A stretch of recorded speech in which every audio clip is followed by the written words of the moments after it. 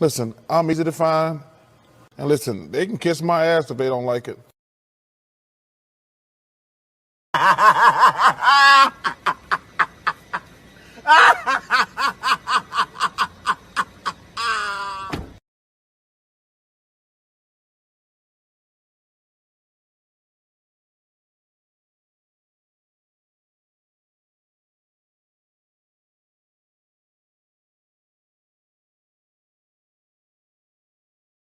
Is muted. I do apologize. I was muted the whole time. I'll restart from the beginning. Good evening, YouTube. Happy Friday. Nathan back with another video presentation. I hope everybody had a great week. Hope everybody's staying safe. Hope everybody's ready for the weekend, staying warm. Before I get into the video, there's a few things I need to say up front. Yes, as you've now seen the title of the podcast, I have rebranded. The podcast is now no longer going to be Big Nate Talk Podcast. It's going to be now Big Nate Sports Talk Podcast. I looked on Spotify. There's a couple guys that have Big Nate Talk, and I don't want there to be like a conflict of, I had this name first, blah, blah. So I just went ahead and changed the title. Kind of reminds me of a YouTuber on here, History Guy Gaming. He actually had to change his name because there was a issue of him having the same name when he had his channel first, but that's neither here nor there. But the name of the podcast has been rebranded as now Big Nate Sports Talk Podcast. This is episode 15 of the podcast. Every episode of season 5 up until this episode is on Anchor, Spotify, Google Podcasts. Check those out if you hadn't already. If you're not seeing the last episode, definitely check it out on YouTube. Again, I do appreciate the support that I'm getting on the channel. Again, any suggestions, feel free to leave them in the comments below. Anything you want to talk about, sports related, politics, whatever, just put it in the comments below. Now, next month is Black History Month. So what I'm going to do, because it's a sports podcast, the goal, my goal is to each month, each of the times that I'm on, I'm going to bring up somebody in the sports world that's had an impact on, for example, football, basketball, baseball. And I already have the first person. I'm not going to say who it is. I'm going to keep that a surprise. For the next episode, I have after sitting down with my team, we have decided that season 5 is actually going to end before the Super Bowl. Season 6 will start at the beginning of the Super Bowl. We've come to that conclusion because we're now starting to get into the off season. We're already in the off season with the WNBA, and it's already a lot of sitting with popcorn and a lot of things have been happening with that. We're getting ready for the football off season with free agency, the draft, different things like that, and then obviously we still got college basketball with Maryland and the Wizards, of course. So that's where season 6 will start. It will start at the Super Bowl. So until then, what will be covered in that press conference? Will that be covered in the press conference? Yes, it will be covered in the press conference. So that's the game plan for the podcast going forward. Like I said, season 5 will end when the Super Bowl is upon us. So we'll probably have maybe about 6 more episodes of season 5, and that'll come to an end. So that's my announcement. Those are my special announcements. Rebranded the name of the podcast, and starting next month is Black History Month because I'm doing sports related. I may switch it up on you a little bit. Yes, figures have had an impact on the game, so definitely be tuned in for that. Will there be any changes in-house? No. I think everybody will stay the same. Everybody's roles have just been redefined, so everything is staying the same. No one's getting cut. So I was going to talk about Lamar Jackson, but I'm going to push that. That's probably going to be a bonus episode. That's going to be an episode of itself because I was on a Twitter space and I apologize, something in my eye. There's this divide, I feel like, between the Raven flock of they need to paying him now. There's people who are after 4 years want to move on from Lamar Jackson, and that's going to be a bonus episode. That's going to be an episode of itself because there's some things that in that space I actually had to leave because some of the things that they were saying made absolutely no sense to me. So I was going to talk about it in this episode, but I'm just going to be respectful of time. So we are in the Elite Eight of the NFL playoffs. We're down to 8 teams. We went down from the Big Ten to the Elite Eight, and one of these 8 teams will represent each of their conferences in the Final Four. Starting with the Cincinnati Bengals versus the Tennessee Titans. Couple things. Derrick Henry's ready to go. From what I've understood, I had him on my fantasy team, and when he went down against the Colts, that was pretty much the season for me. I feel like he would have had. I think he was on a roll to be winning MVP. He had 937 yards. I think he had 10 touchdowns.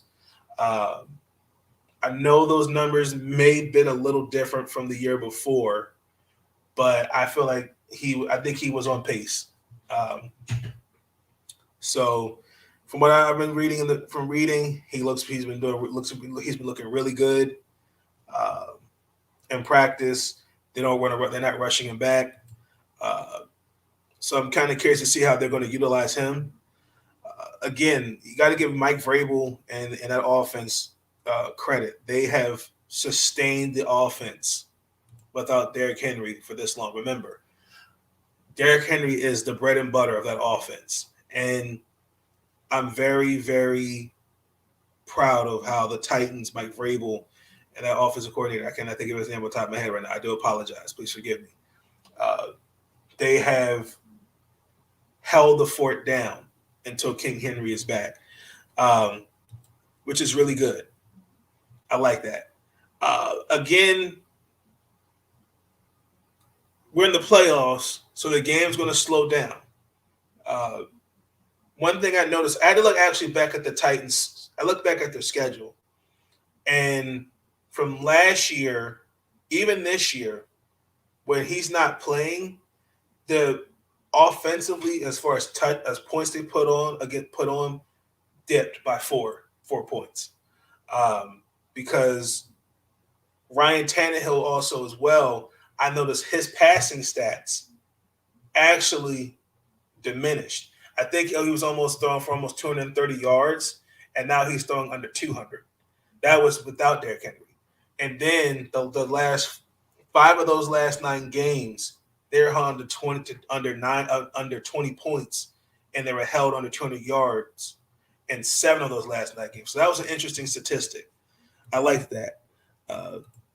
I think they're becoming more dangerous learning how to play without them. I agree. I definitely agree with that. My next point, I really want to see how this offense, this defense, Tennessee may have a low-key, a good defense, because when I look at Tennessee, they're nothing to sneeze at. Look again. I looked at the stats, and 4 of the 7 opponents, they had less than 300 yards. 3 of those 4 teams were held under 200 yards. That says a lot about the defense. Don't bend, don't break. And I like the Jeffrey Simmons, Bud Dupree, the safety, Kevin Bard. I think actually is going to the Pro Bowl, and also was All Pro safety. I kind of want to see the matchup. I want to see how Jamar Chase is going to match up with him. I definitely want to see that. And then also too, I kind of want to see how they're going to utilize Tyler Boyd, T. Higgins, CJ. I'm going to keep. I cannot pronounce his name. Ushman. I think that's how you say his name. I apologize. If I said his name wrong, I do apologize. I strongly, again, you got Joe Mixon. So I'm kind of curious to see how the Cincinnati Bengals offense are going to look against this defense. Now, I will say this about the Bengals. I think the injuries to some of their starters is starting to creep up. Now, Joe Burrow they've gotten to the playoffs this far with that offensive line. And not going to lie, in the playoffs, I feel like there is this unwritten expectation that the offensive line has to play perfect no matter what. Example, when the Baltimore Ravens went up to Buffalo, our offensive line basically gave Lamar Jackson no protection. I mean, the man ended up leaving the game with a concussion. And we understand the leg, and I'm really surprised that they passed. And again, on my draft board, shout to Sean Spencer, we did that whole draft preview. I had them taking Penei Sewell, and they ended up going with Jamar Chase. Now, they can't ignore this going in the offseason and going in the draft. They have to address building an offensive line around him. And if they don't, it's going to be interesting. And then let's keep it real. Penalties in the first round, in the wild card round, was excessive. I had to do my research and looked and see how many penalties each of these teams had. So Cincinnati, you'd be surprised, had the second fewest penalties with just 72. And that's 600. I think it was 620 yards. And Tennessee has 103 penalties for 973 yards to be exact. Now, they were 10th. 30 or 31 of those 72 penalties for Cincinnati were offensively. Again, the typical false start holding, which every player does, I've seen in every team. Now, they also, in the wild card round against Las Vegas, were called for 7 penalties. Tennessee, same thing. False start holding. Again, the last time these two teams saw each other was 2011. And the last time they saw each other in the postseason was 1991, and I believe it was the Bengals that beat them 41-14. So that offense with Mr. King Henry, right now it's about fundamental football. Penalties play a huge factor. Prime example, Dallas. Amen. Absolutely. I'm going to say it's going to be a close one, but the Tennessee Titans, I'm going to say, plus situational football, I agree with that. Sean. The Tennessee Titans pull one out, 27-24. Guaranteed. I think this is going to be a good game. I think it's going to come down to who can commit less penalties. Situational football, as Sean said, and when it counts, offense. I think if you're Cincinnati, keep Tennessee's offense off the field as long as possible. Get Jamar Chase going early. Mix it up with Joe Mixon. Get Boyd, Higgins, get all of those boys involved early. Because when you got Derrick Henry on that field, it is going to be a long, long football game. Let's move on to the game of the weekend. Tom Brady 2.0 versus Peyton Manning 2.0. The Kansas City Chiefs versus the Buffalo Bills. I'm excited for this game. This is gonna be one of my highest scoring game predictions. This, other than to me, Lamar Jackson versus Patrick Mahomes, this is going to be a shootout. I can already see it. Both guys. I mean, last week demolished the Steelers and the Patriots respectively. Josh Allen threw for 315 yards. The last time they saw each other, Patrick Mahomes and threw 3 touchdowns in that win. Also, too, same thing. Kept the defense on its toes. This is going to be good. What else am I looking for? We got Dawson Knox versus Travis Kelce. I think this is Dawson Knox coming season to be. If you were coaching, would you give Derrick Henry a full? No. I'm going to ease him in. I'm going to get him on a couple. I'm going to probably get situational drives. Probably get him on a couple 3rd and 2s, maybe a couple second and shorts. Just work him in. I'm not going to expect him to come out there and say, okay, he's going to be in there all first quarter. No, just and slowly incorporate him. Janae loves her some Billies. She called Josh Allen a massive piece of magic. Oh my goodness. This is Dawson Knox coming. I think he has the potential to be an all-pro tight end, in my opinion. Because that's one guy I feel like is underrated and that really truly doesn't get the recognition other than Mark Andrews.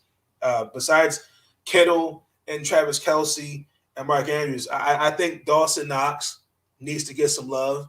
Dawson Knox had 2 touchdowns against the Patriots. He also, too, was on my fantasy football team. I'm sorry. Now, I do expect them to offensively mix it up with the pass and the run. Now, I had to look up both statistics for Kelce and Dawson Knox, and they caught the same number of touchdowns, 9, respectively, which, I mean, Kelce, he is, besides Tyreek Hill, he's one of the focal points of the offense. Dawson Knox, other than Stephon Diggs, Cole Beasley, Gabriel Davis, and then also Emmanuel Sanders, he's kind of like the 4th, 5th option. So I think for me, that's going to be interesting to see who's going to have a better game. Now, I'm also not going to ignore the fact that Travis Kelce against Pittsburgh had 108 yards, and he also threw a touchdown. So I do expect that. I think the biggest key for me is one of these defenses. One of these defenses, both defenses are going to have to come out and play smart football. Don't bend, don't break. Like both of them were in the top 5. Even though Buffalo was 30th with takeaway, was 3rd with takeaways, and Kansas City was 5th with 29. Now, this same Buffalo defense that lit up the New England Patriots, I'm expecting them to show up. I just feel like with the Chiefs, slowly, I mean, in the beginning of the year and beginning of the season, we were sitting there saying, "Oh, this Chiefs team's looking basic. Their defense is trash."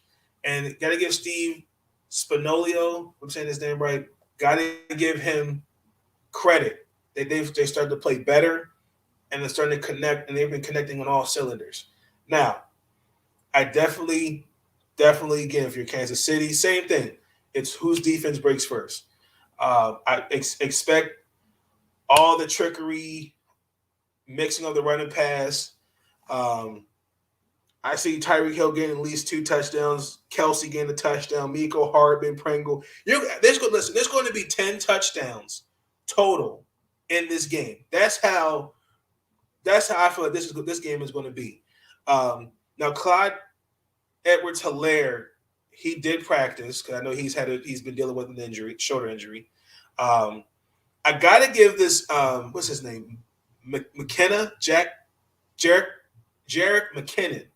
That's how you say his name. He stepped up really big against Pittsburgh. I expect them to continue to go with him and Williams. I don't with the Lair. I feel like they put him in that kind of thing that kind of messes up the flow. So I think definitely continue to ride the hot hand with those guys. Same thing on the defensive on the front four for Kansas City.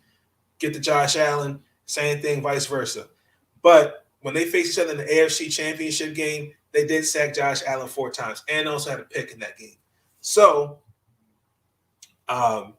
everybody's what I saw, Mario Addison was on he was injured, so he was expected to play. Nobody was on the COVID list, so everybody's seen Kansas City and Buffalo getting all their players back healthy.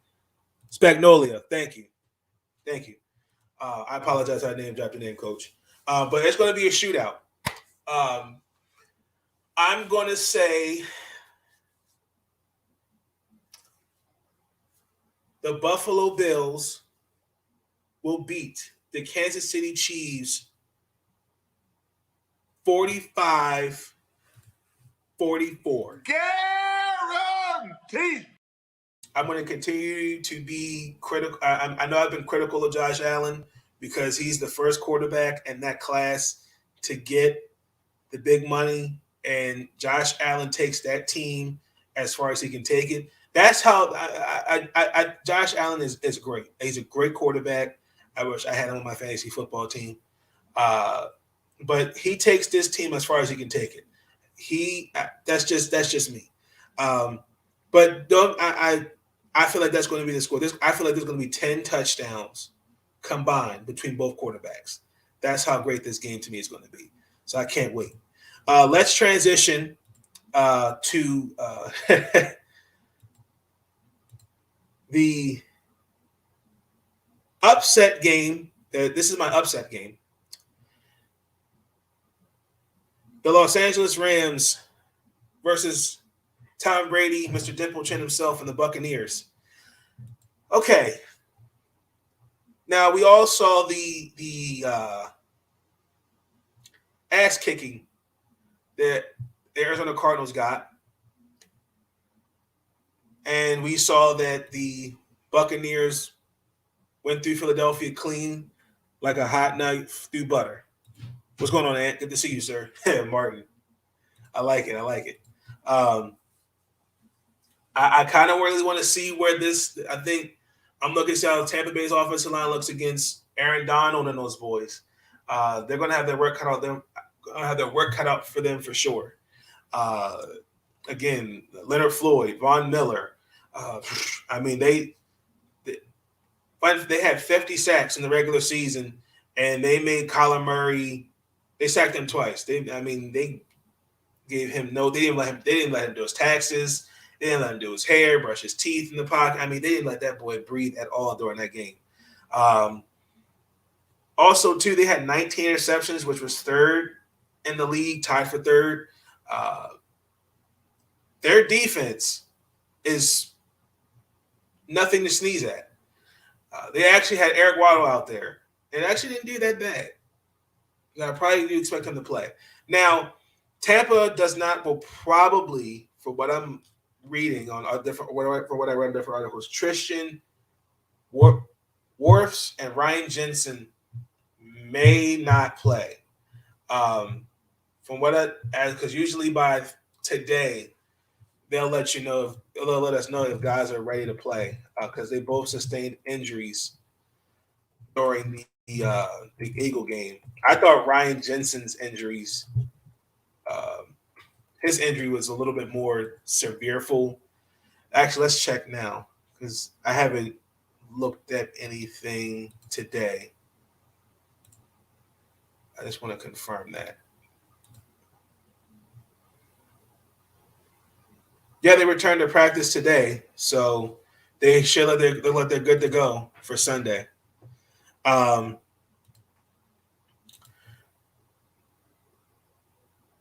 I believe I'm pretty much we're going to see Jalen Ramsey and Mike Evans, so that should be a good matchup. Unfortunately, I feel bad for Mike Evans because he lost his right hand man and Chris Godwin for the year, and then lost the other guy. That's more. I feel like that's more pressure on him.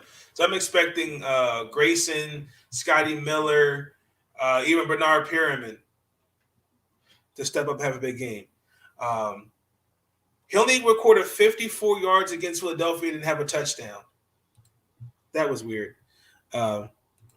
Yes, he's the right tackle for Tom Brady. When he went out, Brady got sacked on back-to-back plays. Yes, he did. Yes, he did. Good observation, Sean. So I feel like they're gonna cover him up easily, which means they're going to go to Rob Gronkowski, maybe Cameron Brate. They need to get OJ Howard involved. So I think they're gonna just have to figure out how to get Mike Evans open and how to get him the ball on certain situations, because I feel like that defense, particularly if Jalen Ramsey's going to be on him, that's going to be really interesting. This game, to me, I think it comes down also to running. Now, when I looked against the Philadelphia Eagles, Tampa Bay only had 106 yards in rushing. They didn't have Leonard Fournette. Also, too, the Los Angeles Rams' rushing defense, they've held teams, from the statistics that I looked up, almost 103 points 103 yards per game, which is not bad. Arizona only has 61 in that wild card game. Now, you've got Sony Mitchell, Cam Akers coming off that Achilles injury. They both had a combined 113 with 30 carries. Now, I think when the running game for the Rams get going, I noticed that Matthew Stafford kind of is more relaxed. That's just me. That's the observation I saw against the Arizona Cardinals. He looked more relaxed in the pocket. Now, he had 8 interceptions in those last 4 games of the regular season, and that Tampa Bay defense is nothing to sneeze at. They only allowed 92 yards. Well, 92 was like 92 and a half yards. So I'm already expecting the Los Angeles Rams to come out and be aggressive. That's just me. Again, run the ball, keep Tom Brady off the field as much as possible, blitz him, and Matthew Stafford, calm down. My last point of this game: Matthew Stafford has to be the reason the Rams win this game. I think it's soapbox. I think it's really, really interesting that we've given Matthew Stafford all this grace. In the 13 years that he's been a quarterback, he only has not one playoff win. In the time he was in Detroit, and we can all have this argument that he never had weapons in Detroit. I think he had weapons that were not sustainable. I will agree. I will say that. But I'm not going to ignore the fact that he took 2 $100 million contracts. I'm not going to ignore that. I'm also not going to ignore that this is a guy that I feel like he could have put his foot down and said, yo, man, besides Calvin Johnson, I need some help. Reggie Bush was not really much help. Marvin Jones and Golden Tate, I mean, they're decent, but how are you expecting to how as a quarterback am I expecting to get to the playoffs with TJ Hawkinson, who's a great tight end, by the way? That's it. Now, again, because I feel like there's another quarterback, yes, and I'm going to defend him, Jared Goff, because I feel like people are also, to me, ready to just move on from him when he was just in the Super Bowl, 3-4 years ago. It's just weird to me. I don't think they should draft a quarterback in Detroit. I feel like if the Los Angeles Rams lose this game, Jared Goff has won the trade because they invested, they mortgaged their future for this guy, and he has to be the reason they win. That's just me. So I'm going to say the Tampa Bay Buccaneers will upset the Los Angeles Rams 35-27.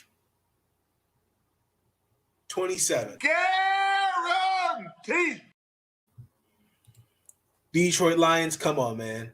Plus, he had to go against Aaron Rodgers in Green Bay and the Bears, who were at the time dominant. Yes, but he's still. I don't disagree with that, but I'm saying that if a guy takes that kind of money, shouldn't you not go up to the front office and say, "I need some help"? I'm going to go in the opposite direction and say it needs to be on LA's defense. Stafford can ball all he wants to. If that defense doesn't stop TB12, just saying, I agree. But I'm more critical of Matthew Stafford because we like, Matthew Stafford now has one playoff win in 13 years. And when you mortgage your future for a guy like that, because they lose and they're coming for he's not going to breathe in LA. That's just me. They're going to be all on him. Let's transfer to the interesting, surprising game. The San Francisco 49ers versus the Green Bay Packers. Mediocre team and Big D. That's what makes this funny. How about the Cowboys? How about the Cowboys? Some way, somehow, when they count, just wait. They will let you down. The accident, they will mess it up. Just wait. The accident. I'm not going to play all that. Okay. I just want to play that because, I'm still celebrating the moment because it's Dallas Cowboys. Oh, man. After that glorious win against that team in Dallas, the San Francisco 49ers unfortunately have the unfortunate pleasure of going to Lambeau Field, and the temperature is expected to be exactly 0 degrees. What? And you got to be kidding me. Lord have mercy. I don't know how anything can sit. Man, that's look. I like the cold weather, but that 0 degrees. First and foremost, let's take this time to give the 49ers. We got to give the 49ers, some love. Starting with Jimmy G. I feel like they're, I still feel like the San Francisco 49ers are going to move on from him. Who says Stafford didn't ask for help? Remember that franchise in Detroit's more dysfunctional than a half Freddie Hot. Just for you, Anthony. Hold on.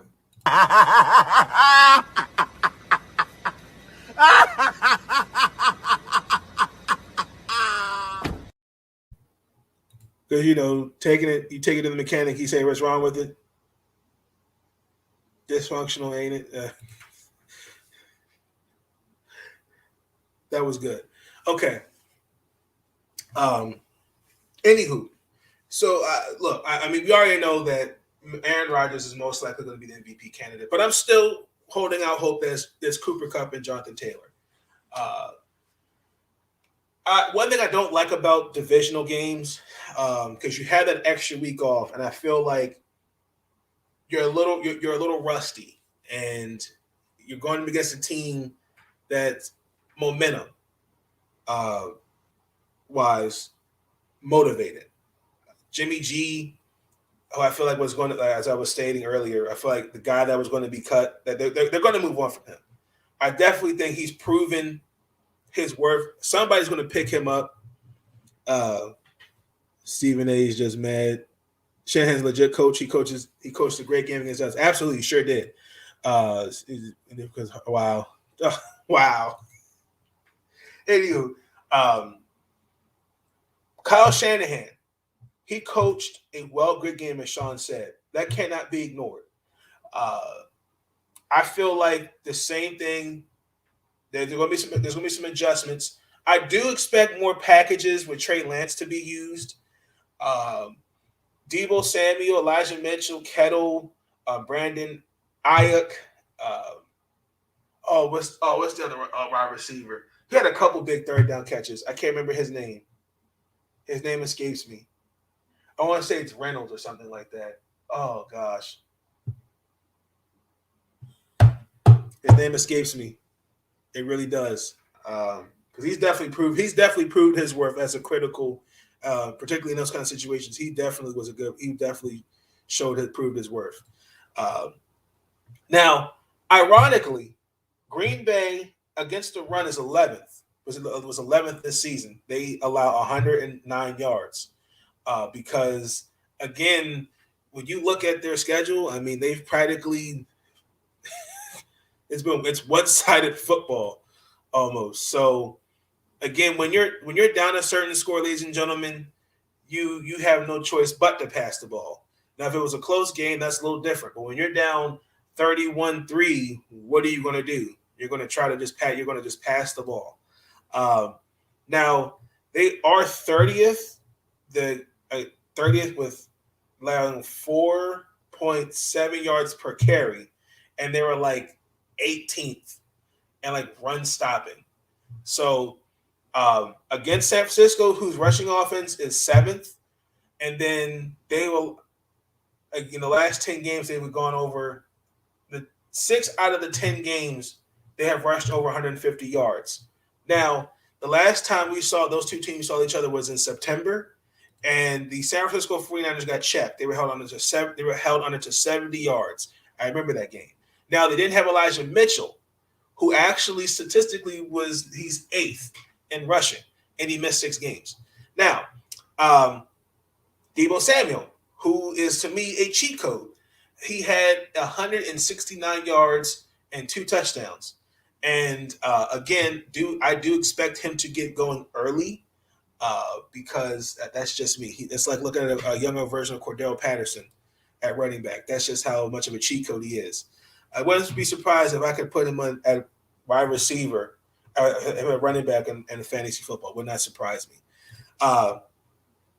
Again, Jimmy G, back to his don't bend, don't break. I've been saying that with Jimmy Garoppolo because, yes, Jimmy Garoppolo, for some reason, has a tendency to have these what I call what the hell moments, or what the hell moments. Like that game, the first half of the season, he didn't do that well. The second half, he played really better. He had a 104 passing rating. Again, versus I think it was in the first half, it was under 95. Now, that game in September, 25 of 40, due for 257 yards, 2 touchdowns, and a pick. Unfortunately, he had the game. They had the game won, but fumbled. And then it was like with 5 minutes left, was it something like that in the game? And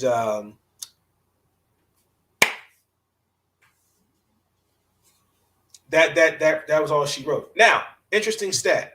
Now I had to use my weapon on this. If it's in Reynolds, his last name was Rap. I think that might be him. Deebo Samuel won. Well, oh my God. Let me ban Sean from the comments. No, I'm just kidding. No, now I had to look at this. I had to use I had to go to YouTube. Now, when he throws an interception, there are 3 and 6, and then when he throws a pick. When he doesn't throw an interception, they're 7 and up. Now, Green Bay was 5th with 18 picks, obviously because of Mr. Who.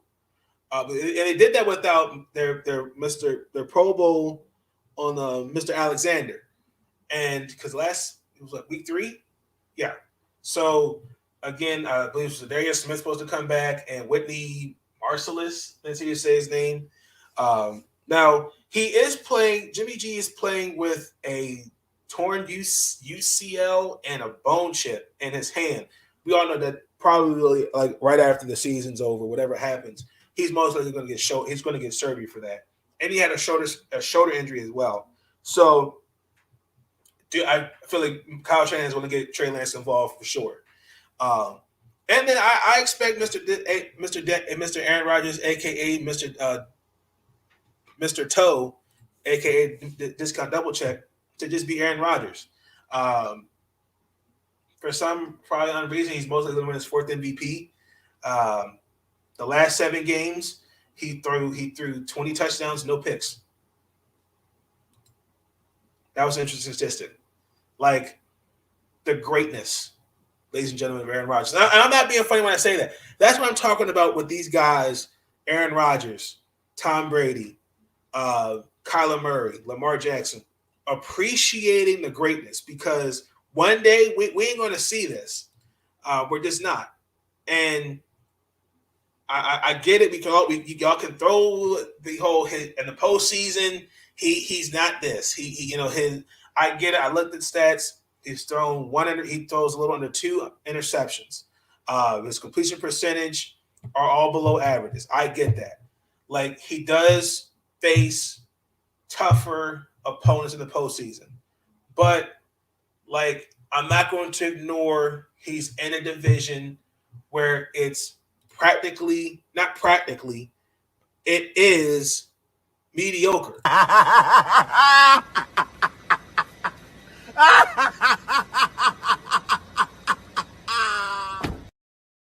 I'm using Kyler Murray as an example because I believe he's going to be a good quarterback for years to come. I'm just using him as an example for years to come.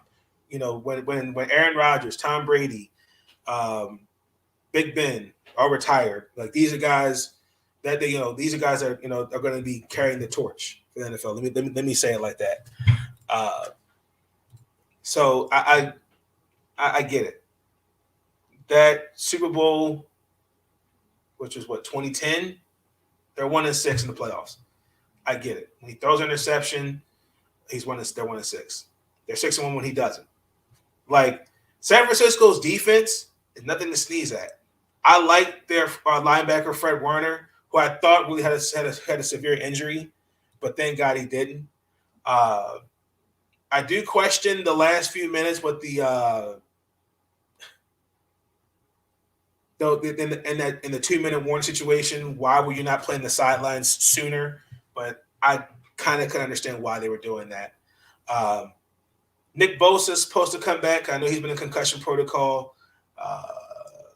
Green Bay's supposed to get David Bakari back and Billy Turner. They've missed 20 games together. That was an interesting statistic. Look, I think it's going to be a close game. I expect it to be. I'd say it's going to be a mid-level scoring. I think it's going to be the Green Bay Packers 24-22.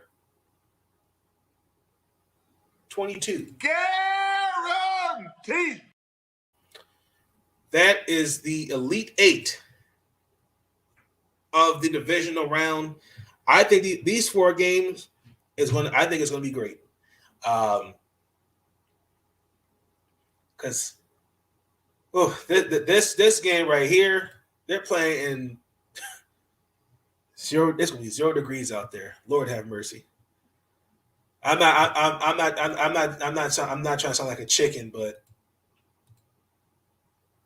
I mean, it's like, I wouldn't say it's almost like kind of playing in Denver, but you're playing at higher altitude. So I'll have to get out there on the field like the day before and like really kind of warm up and different things like that. So let's transition to around the NFL news. A couple things happened. So the Baltimore Ravens have moved on from Don Wink Martindale. I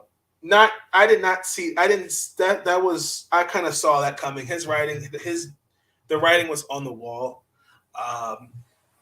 Honestly and truthfully, because from a defensive perspective, the scheme needed to be different. we still really didn't address a pass rush. And in my opinion, I think we have the tools, the guys to do it. But I feel like that defense has to be retooled, a particular defensive line, because every guy that's on that line was over 30. Calais Campbell, Brandon Williams, Derek Wolfe. Your only really bright spot was Odafe Owe, who went quiet in the second half of the season.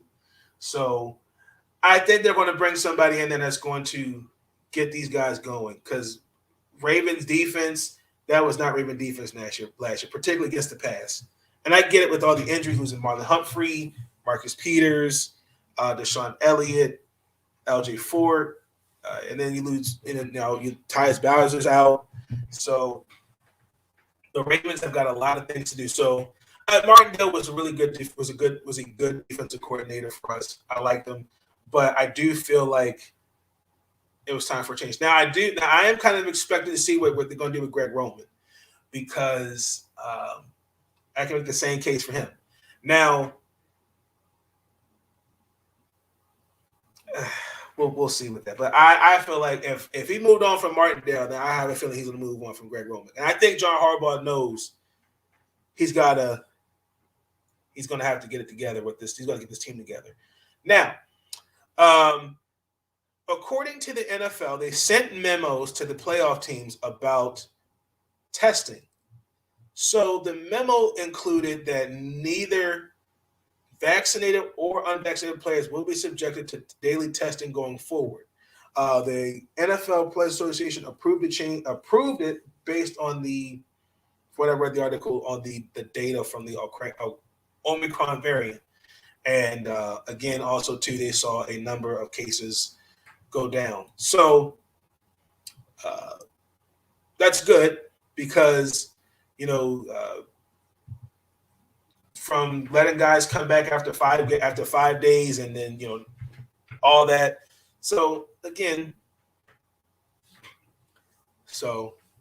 that's interesting to see. Now, also in the article, it did mention that there are some guys that are on this 90-day holiday test that had COVID, and they're still subject to testing, regardless if they're vaccinated or not.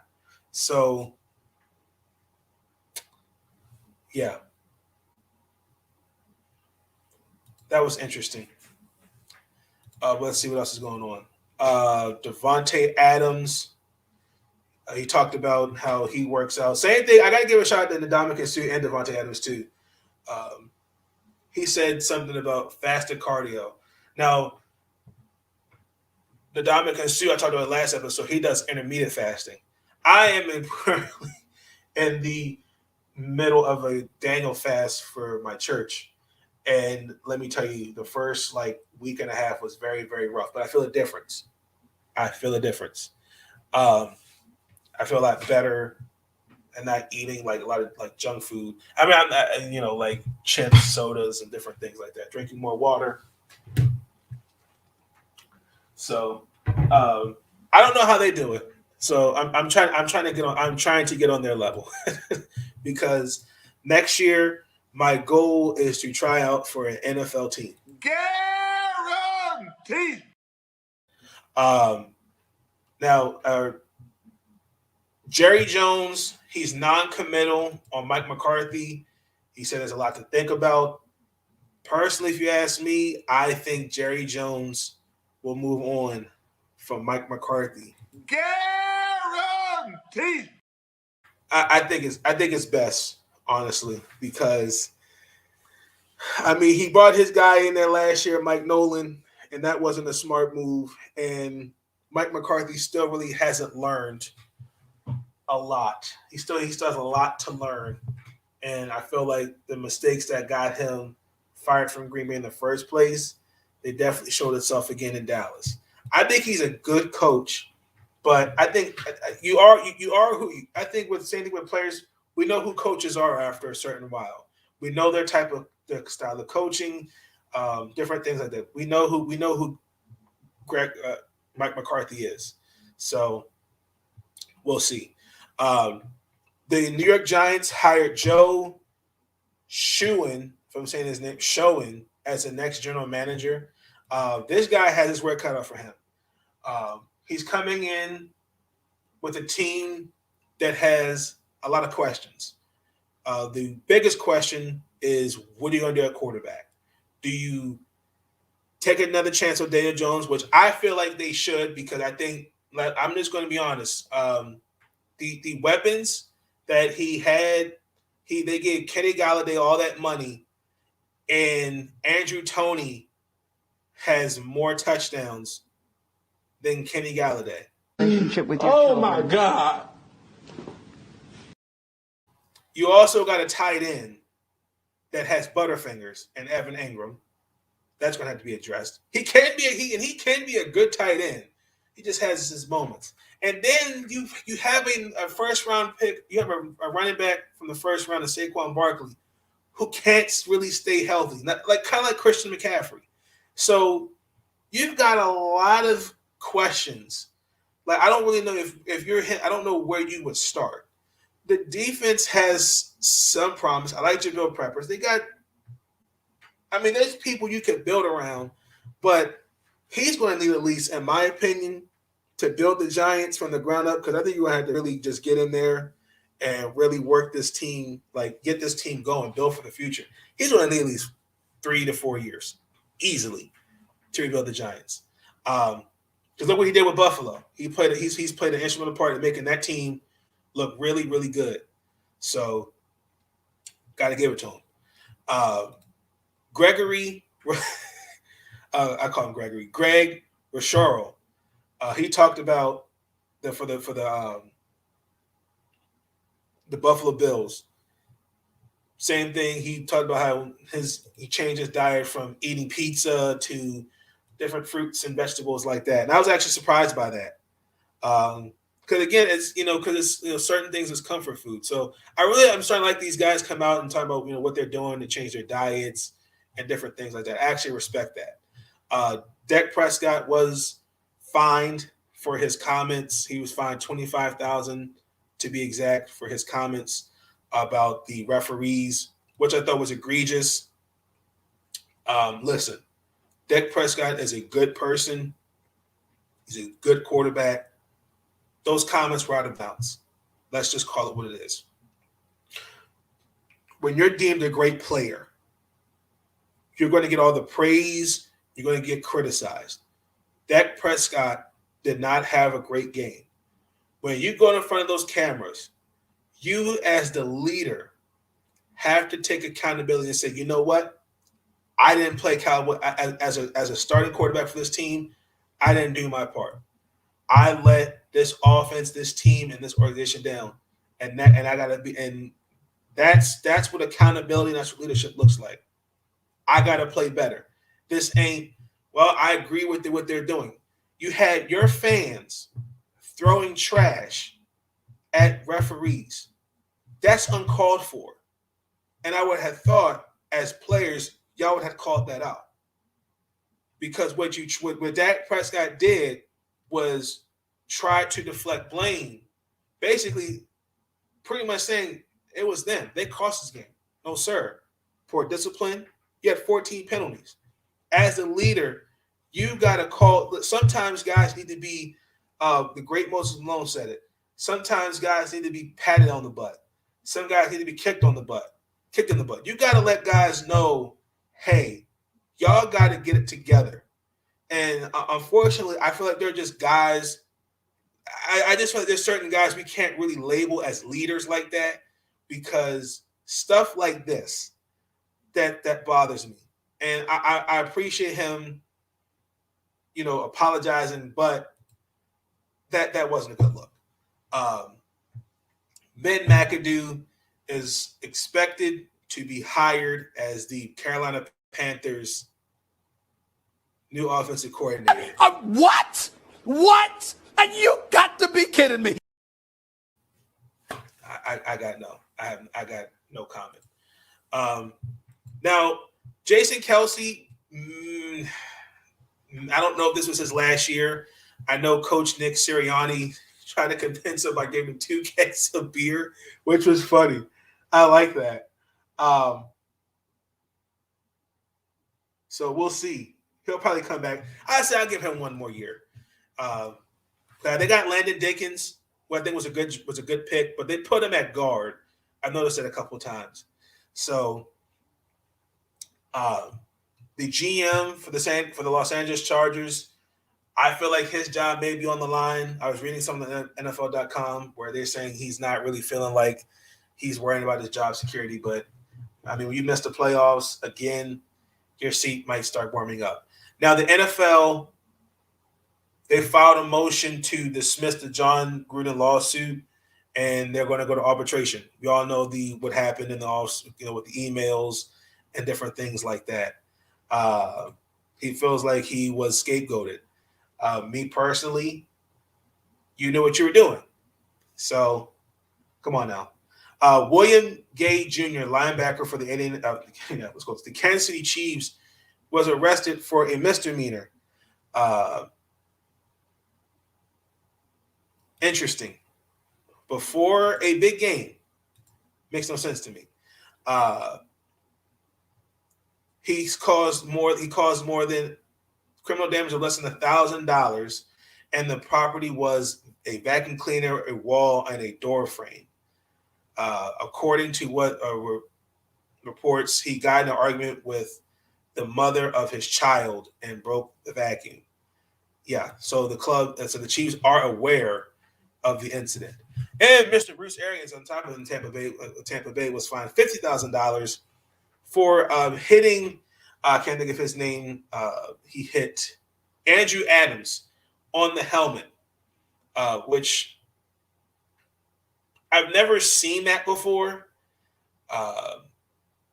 I get what he was. I get what he was trying to do, but I don't know. I don't know how I feel about that one. Y'all let me know how y'all feel in the comments. So, what else is talking about? Mason Rudolph and Dwayne. I was watching some of Mason Rudolph, how he's excited to be competing.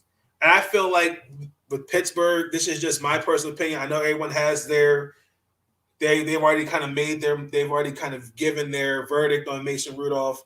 I get it. He's 5-4 as a starter, but why not give it a chance? I mean, let's just keep it. If I draft a quarterback, he's not only got to adjust. I got to give him at least 2 years, the system, and then on top of that, there's going to be some growing pains. Why not go with a guy right now, not long term? I'm not saying give Mason Rudolph a 7-year deal. Short term, 2-3 years. Let's get the guy now, and let's roll with Mason Rudolph or Dwayne Haskins until this guy's ready to go. That's just me. So Baker Mayfield will under shoulder surgery. Good to know that it was successful, and I know Max Crosby also talked about Rich Basquia. He likes him as the potential head coach for the Raiders for the Raiders next season. So there's a lot going on there in the NFL. So that's news around the NFL. We are at day 50, day 51 of the Major League Baseball strike. Nothing really in terms of the Player Association. They turned down. They're going to make a counteroffer Monday because they did not like the offer that the owners gave them. So they're going to make an in-person counteroffer to the league. Again, there's no this. It's like the gap is wide. There's still the players want more money. They want better salaries, and they want to end this tanking stuff, which I think's BS. Because look, I don't like tanking, but what pisses me off about these guys, if I'm trying to compete for a championship, y'all won't even look at my team. Let me look at my team. Like if I'm winning 75 games, you like 2-3 free agents can make a difference. No, but I want to go play for the Yankees. Now I want to go play for the Dodgers. I want to go play for the Rangers. Like you had two guys sign mega contracts with the Texas Rangers, and they didn't make the playoffs. The Baltimore Orioles are building something for the future because I believe give it another year or two, the Baltimore Orioles will be competing. Guaranteed. Look at the Pittsburgh Pirates. Look at the Arizona Diamondbacks. Tanking happens in every freaking sport, ladies and gentlemen. The Houston Astros did it. And look, they have a World Series. Like, these players today, these guys are just spoiled. These 10-year, 11, 13-year deal contracts, these guys are spoiled. And to me, I said that I think there needs to be a salary cap instituted. I'm not giving no player no more than a 7-year, 8-year contract. Also, too, we have got to talk about, like with the NBA, if a guy's not playing well, how do we get rid of that contract? Because I'm also not a fan of I got to pay a guy a certain amount of money after he leaves, and he played like he did not live up. He did not play to the contract that he was given. Example: Chris Davis. I have to pay him $17 million for the next, I think, until like 2020 something, maybe 2030. That is ridiculous. Okay, then you also want to fix the servicing time. Because the players feel like there's some manipulation there. I don't see that.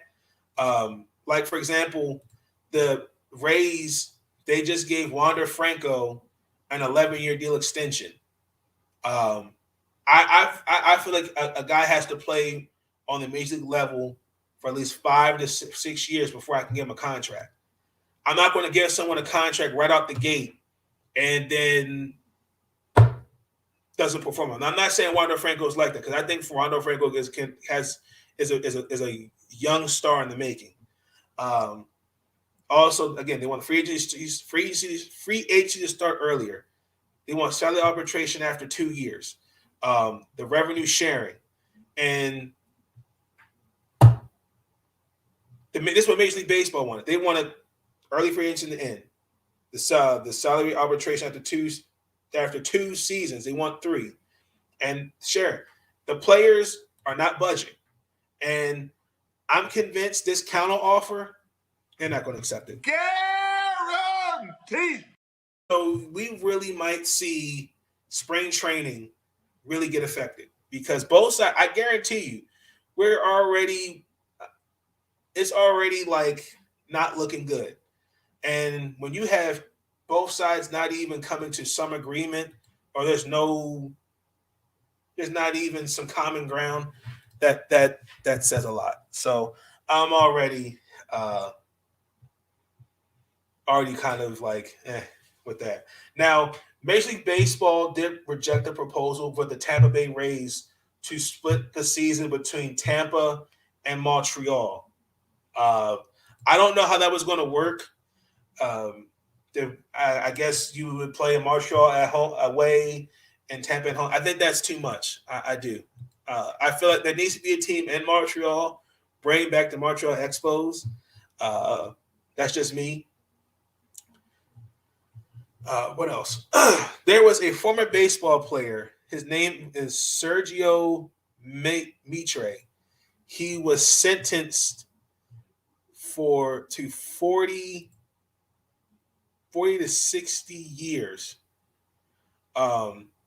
for murder and rape of his child, 22-month-old daughter, and his lawyers are going to be appealing that. He's a former Major League Baseball player. Here's a picture. He played for the Cubs, Marlins, Yankees, Milwaukee Brewers. He had a record of 13-30, an ERA over 5, and struck out 265 batters. I do remember him a couple of times with the Yankees. He came in the bullpen in certain situations. I think I can't remember. I think it was like back in 2009. He replaced somebody, so that's where I remember him from. So that's sad. Send my thoughts and prayers to the family of the young, the daughter that was just it's a mess up situation, and just messed up. So that's pretty much it. Other than that, you're not going to see anything happen. I'll continue to update you guys Tuesday on the podcast with after what was said on Monday about the counter offer. Let's transition into the NBA. I definitely want to get into the Washington Wizards because we're now the last 2 games have played like absolute hot trash. The Brooklyn game, that was a coachable blunder. Coach Blair I don't know what he was doing. Those little things bother me. The final score was 119-118. We were down by 16 points. And we came back, and that was just a crazy ending. KCP was going to turn the ball over. I'm really disappointed that there was no timeout called. Let's draw up a play and we had a good look to get a good look at the basket. Now, on that next possession when Kuzma missed the 3, Kyrie missed it, and we couldn't get the rebound. James Harden. Let me back up. James Harden was blocked by Montrezl Harrell. Got the ball back. Again, that play, KCP was going to turn the ball over. Now, when Kuzma missed that shot, Harrell got the offensive rebound, and Dinwiddie, who's been like, I don't know what to say about Spencer Dinwiddie. He missed that shot.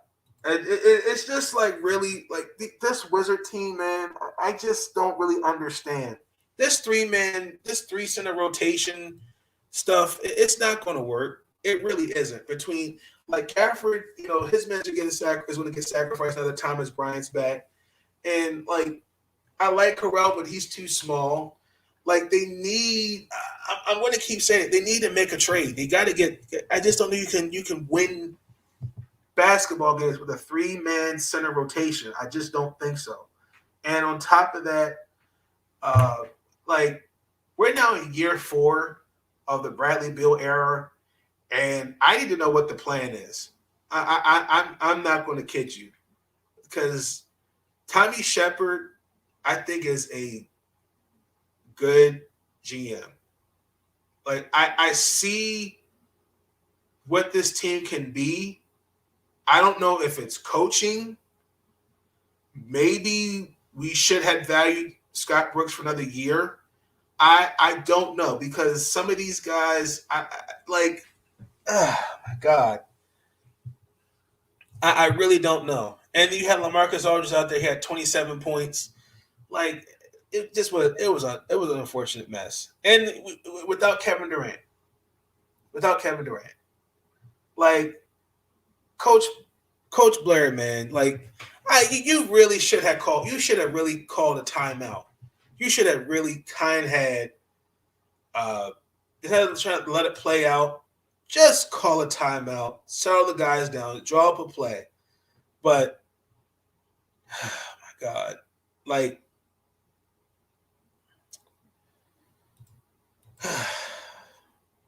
that was the Wizard game. That was the Nets game.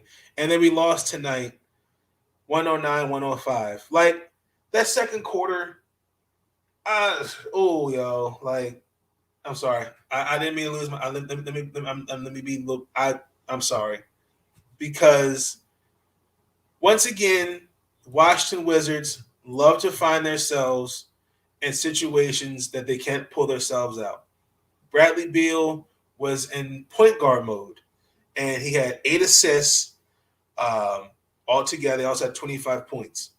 Now, for some, and that's what I'm saying. I don't know if it's they're not understanding the system or we got a lot of egos. I don't know what it is, but in the third quarter, we were down as going into the fourth quarter, we were down 18 points. 18 points. But also, too, when you turn the ball over 18 times, that's not going to win you basketball games. Like from where we were, at 10-3, like to now, being the eighth seed. Let me do my research real quick.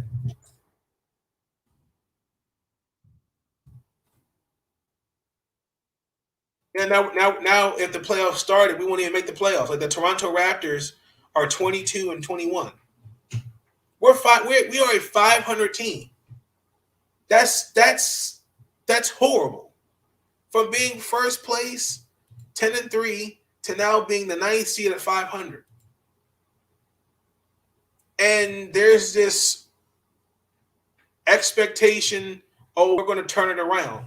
Like we got a trade deadline, and there needs to be some moves made. I have made it clear. They need another wing defender. They need a shooter. I like KCP. KCP was on that Los Angeles squad when they won the championship for a reason. I need that Kentavious Caldwell-Pope. I like Daniel Gafford. I like Thomas Bryant. Bertans, I feel like you can get rid of. They need somebody that can stretch the floor. They need somebody that can shoot the three consistently. And they need a true point guard. I like Bradley Beal playing point. But when I look at these games, it makes me appreciate John Wall even more. I do.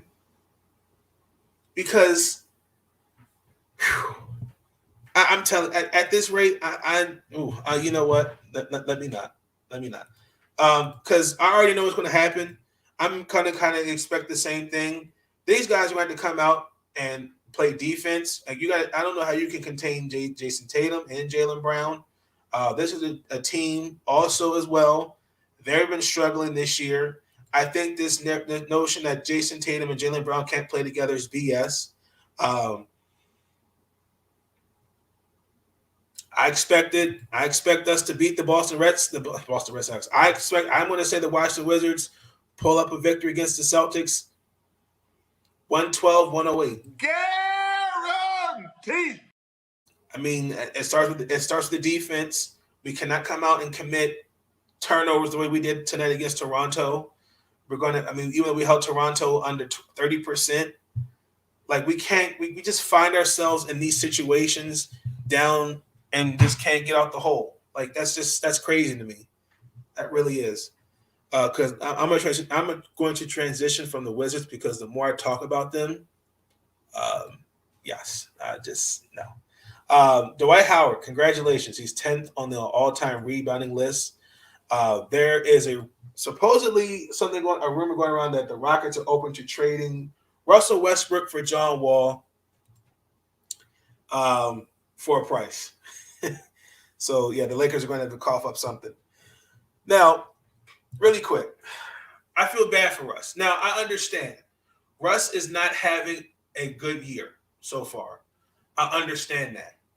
And when I look at that team, their second best player other than LeBron James is Stanley Johnson, who they got in free agency not too long ago.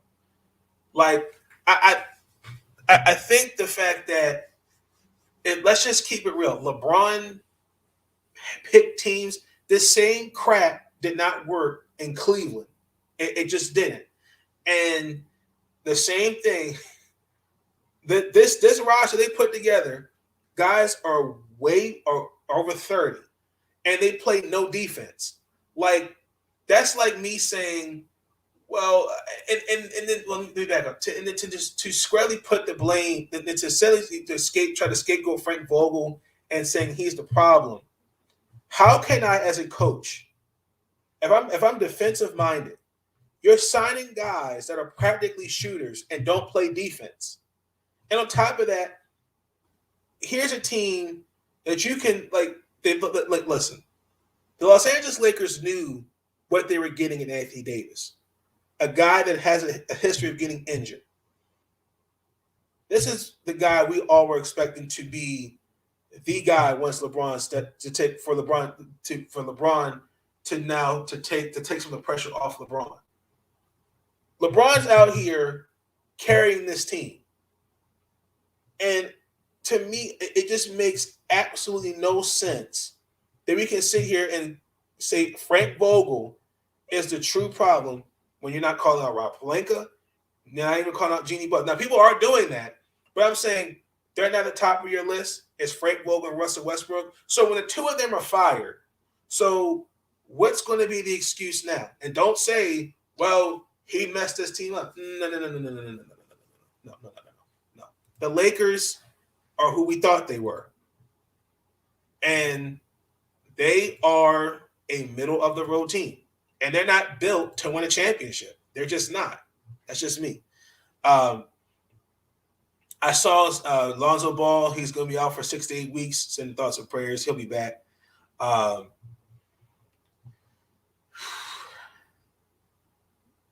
Unfortunately, there was a number one prospect. His name is Shadon Sharp. He couldn't actually apply for this year's draft because he joined the Kentucky Wildcats. That's interesting.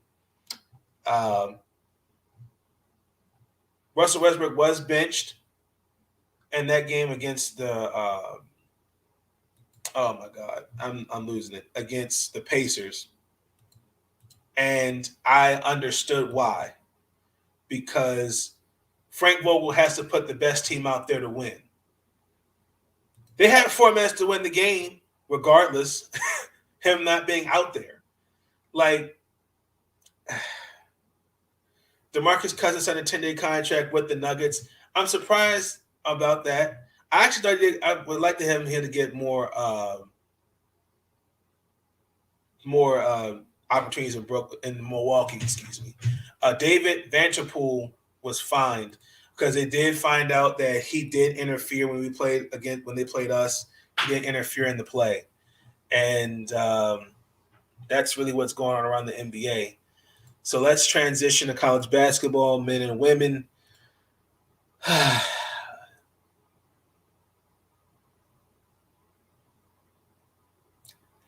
going to start with the men.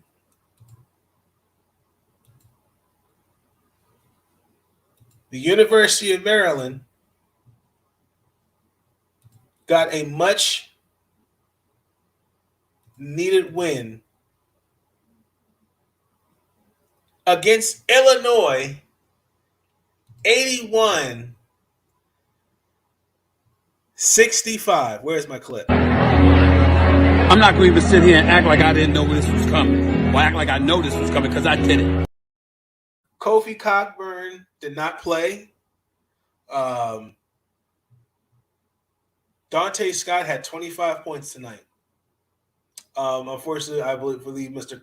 Kofi had a concussion. Big difference. A guy when you don't have a certain guy out there, and definitely now 21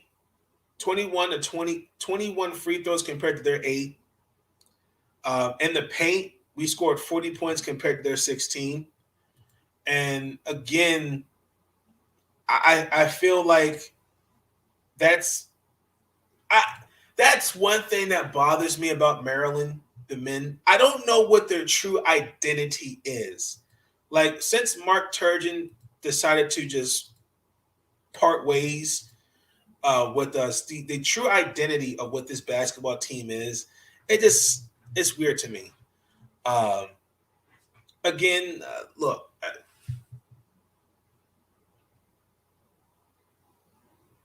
Alfonso Plummer had 18 points. He actually had a double-double in the loss against Purdue. Even they had another guy. I think his name was Andre Cubarlo. he had a concussion as well. So, again, a big difference not having their best player out there. We went in the half down 4, and then a big difference. It's big. Now we're 4-0 against Illinois since the Big Ten. Now they have not beaten us since 2011. That's a good fact. That was a good stat. Now Illinois, I did notice they lost that Kofi Cockburn did not play against Marquette, and they lost too. Now again, like I said, this shows you how valuable certain players are to your team. Now, I felt this was a much needed win. We got to go against Rutgers, and I'm hoping that after that lethargic performance in the second half against the Scarlet Knights, we play better basketball.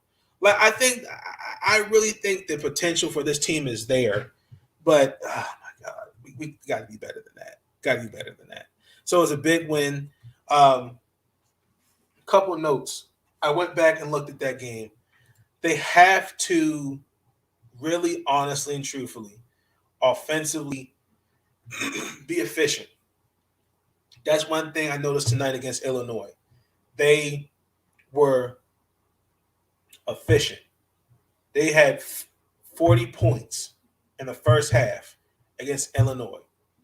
Then compared to when we played Rutgers in the first matchup, 38. The first 20 minutes of that game, we scored 37. Shooting 52. Consistency on offense. Now, Maryland does have struggle to pull away from games. I've noticed that. Now, in the paint, I feel like against Rutgers, same thing against Illinois. 30 points in the bucket. I mean, even it's off the pick and roll, post up, getting in foul trouble. Getting your opponent in foul trouble. Little things like that. You have to get to the paint early if you're going to beat the Scarlet Knights. That's just me. And then again, like I don't think you can come out with this come out after that embarrassment and not have revenge on your shoulders. So those are things that they're going to do to beat Rutgers. And I do expect this to be a revenge game. I'm going to say 83-75. Guaranteed. And unfortunately, I have to painfully now talk about the Lady Terps as we lost to the Ohio State Buckeyes. What the hell was that? Hey, what the hell? You freaking kidding me? Unfortunately, after losing to Michigan on Sunday, this doesn't hurt us. This hurts us a little bit. The final score, oh God, 95-89. Relationship with your Oh children. my God.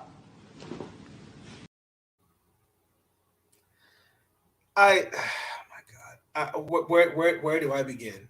I mean, for the most part, I will say the girls played well. Brenda Freeze was not coaching this game because she lost. Papa Freeze passed away, and again, just praying for her and her family.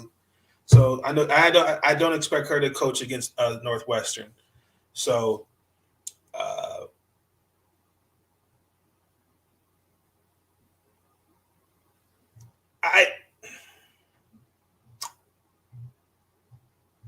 I'm not going to panic because we unfortunately, yes, we have lost to, on the road, top opponents like same thing when we were in the Bahamas. We didn't have a full healthy squad, and we had to play really quick. Let me just make sure I have this right. I don't want to say the wrong thing.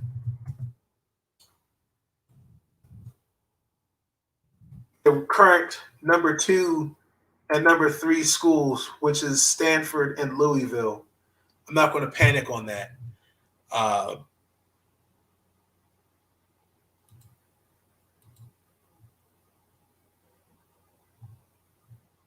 Scoring against the Buckeyes, I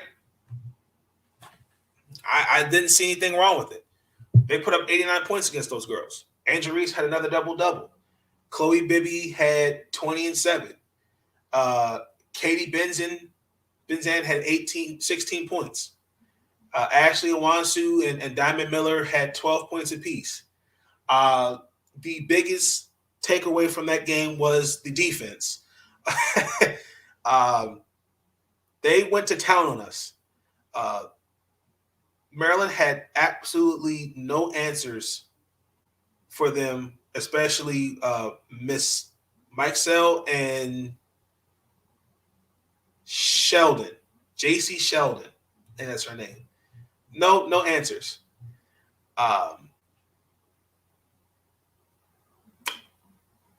They shot together 60%. That was, as a cohesive unit, those two played a role in the as a cohesive of the means of shooting 60%.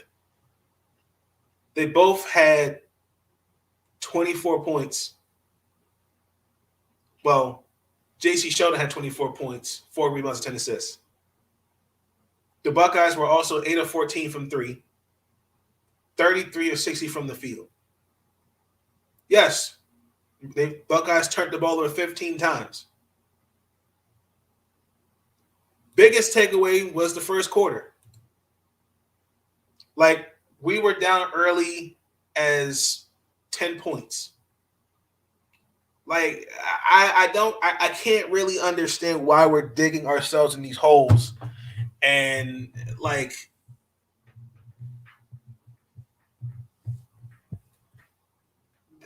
it's right there. I don't know. Maybe it's I don't know what it is. But the one thing I had to look at their box. I looked at some of the other games, and they either in the second, third, or fourth quarter, they're outplaying. These girls are outplaying their opponents, or not at best matching them. So I don't know if it's confidence. I don't know if it's. I don't know what it is. Maybe the offense needs to change. Maybe we need to make some subs on. Maybe we need to put some, make some change to the lineup. I don't know. Now, unfortunately, the 6 games that we have lost, we have been outscored 122 to 88 in the first quarter. Now, couple games that come to mind. When we played South Carolina and then Indiana, like those, it's the little things that really bother me. Like, we had it down, and we had it cut down to a 2-possession game. It was 87-83, and again, the layups in transition. Like, come on, man. Like, that really hurt. I mean, again, and I called it, and I said all 5 starters were going to be in double-digit figures. That's what I did say that. So I got that prediction right. But the turnovers and defense and on defense, that's what's really hurting right now, the Lady Terps. But I'm not going to panic, because I do feel like, unfortunately, this does hurt the Lady Terps, because they're already 12. They're at the top 10. And I feel like because of this loss, this definitely hurts. So when are we gonna say something about it? You know what? I'm gonna walk away. I'll be right back, because I'm scared I'm gonna say something that might get me in trouble. Because I'm pissed. I'm pissed. And unfortunately, we have to play Northwestern.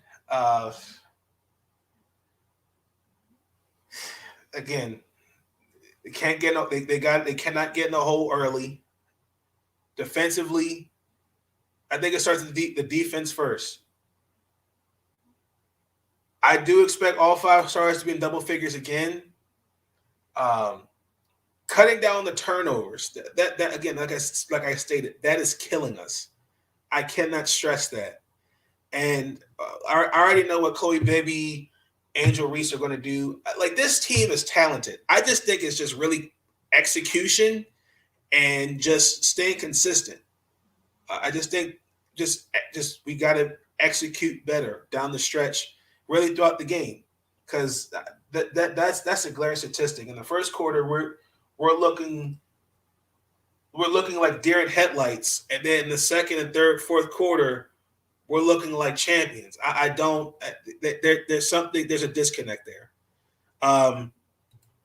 If I feel like the Lady Terps, if they correct those things, I believe they're going to upset Northwestern 90-71. Guaranteed. Let's transition to Towson Basketball. The men played. No, I'm sorry. We're at the lady. Excuse me. The Lady Tigers defeated Charleston, College of Charleston, 74-67. Now they play the University. I want to say this is North Carolina. I want to say that's the Eagles.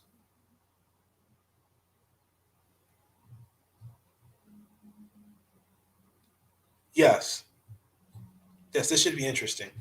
It's a home game for us. Hold on, you can see that. The University of North Carolina at Wilmington. That is who we play. That should be an interesting game. For the men, excuse me. I apologize. They play actually today. It's a home game, and we faced them. We faced them before, I think. Or maybe it was the women that faced them. But they're on a 1, 2, 3, 4. They're on a 5-game win streak. I think the men Tigers, excuse me, I apologize. I said Lady Tigers earlier. I do apologize. The men Tigers will upset the University of North Carolina at Wilmington. I'm looking along the lines of 77-60. Guaranteed. Now, really quick, the men's basketball for the University of North Carolina at Wilmington, they actually played some interesting schools. They played Ball State, Rutgers. This is February. They got St. John.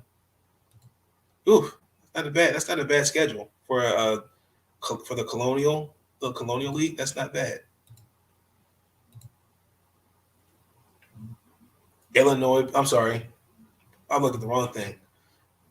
Illinois State, Guilford University, Pittsburgh, Coastal Carolina, Delaware State, Southern Mississippi, Montana, San Diego, Norfolk State. They practically play the same schools we play. They're 10-5. They're actually on a 7-game win streak themselves. Their probably biggest one-sided victory was against Francis Marion. That was 101-72. So that should be actually a good game. Let's transition to the Lady Tigers. They're 12-4. They're coming off a loss against the College of Charleston, 72-88. And they also play the the women of North Carolina at Wilmington Sunday. And it is in North Carolina. So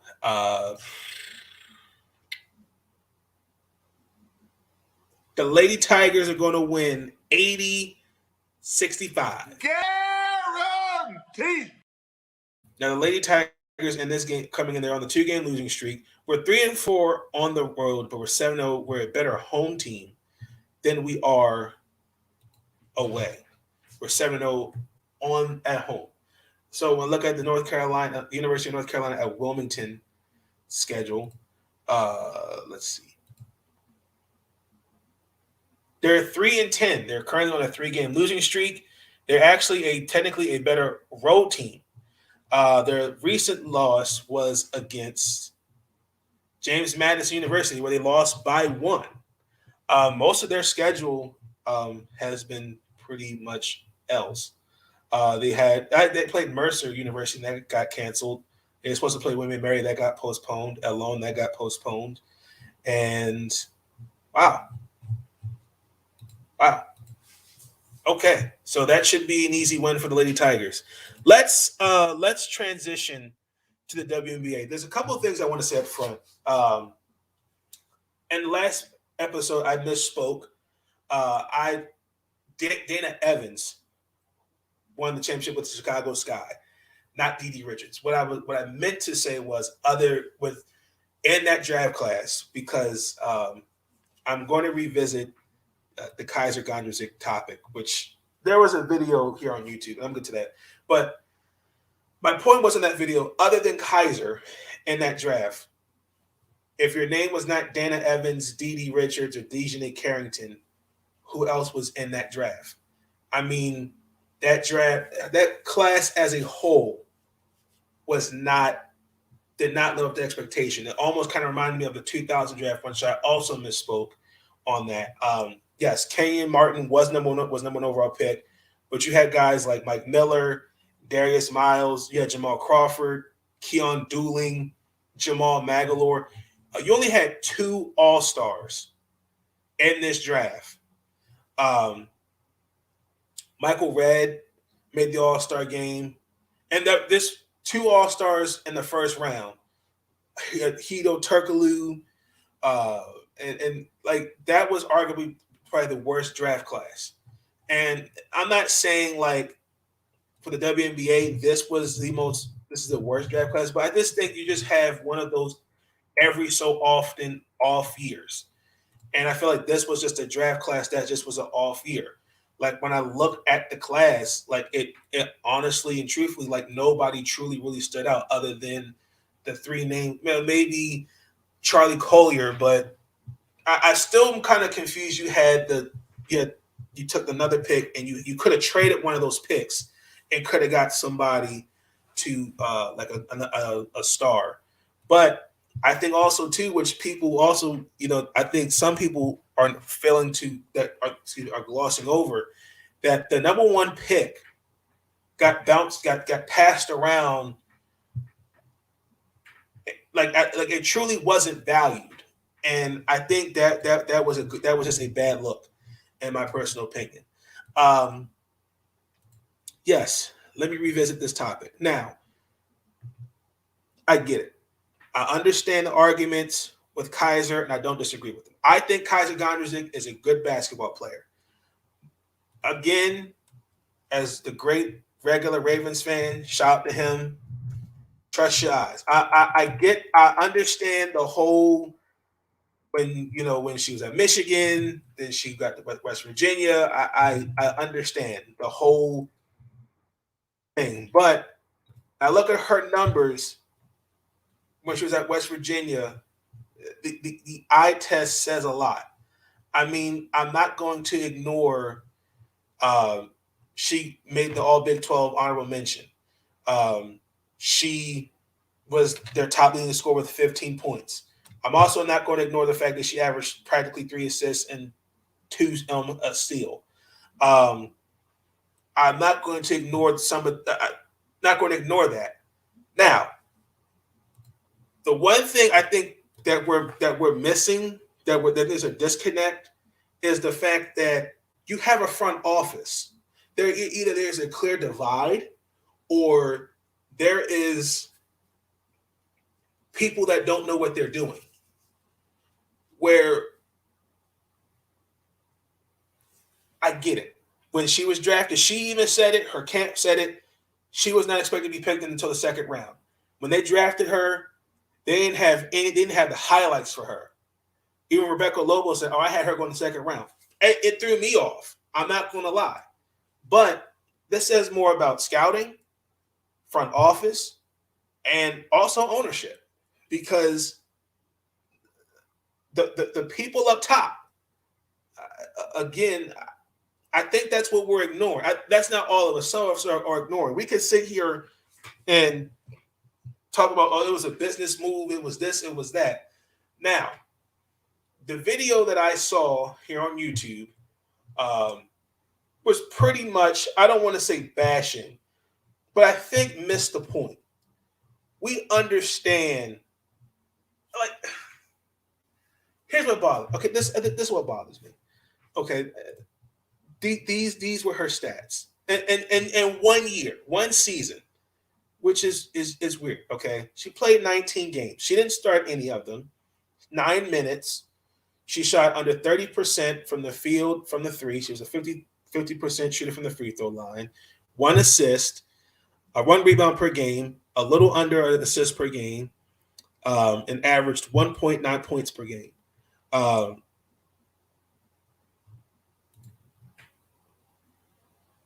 Everybody develops differently.